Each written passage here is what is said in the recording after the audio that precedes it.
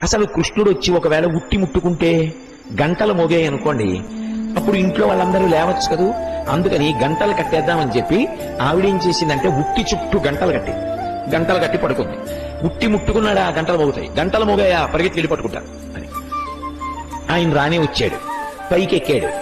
ఉట్టిలోంచి తీయాలి వెన్న, ఎలా? గంటలున్నాయి. ఆలోచించాడు, చెక్కిట చేయి పెట్టి ఆలోచించి, తాను సర్వజగన్నియామకుడు, ఆయన మాట ఎవరు కాదంటారు. గంటలతో అన్నాడు, ఓ గంటలలారా మీరు మ్రోగకుడు, స్వామి ఔదల దాగుస్తాం, అలాగే నీ ఆజ్ఞ.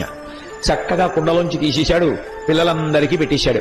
ఆఖరణ కుండ ఇలా తిరగేసి అడుగున ఉన్న వెన్నంతా తీసుకున్నాడు, తన నాలుగు దగ్గర పెట్టుకుని ఇలా తినబోయాడు. గంటలన్నీ గణగణ మోగి పరిగెత్తుకొచ్చేసింది ఆవిడ. అడిగాడు గంటల్ని, మోగద్దన్నాను కదా, ఎందుకు మోగారు మీరు అని అడిగాడు.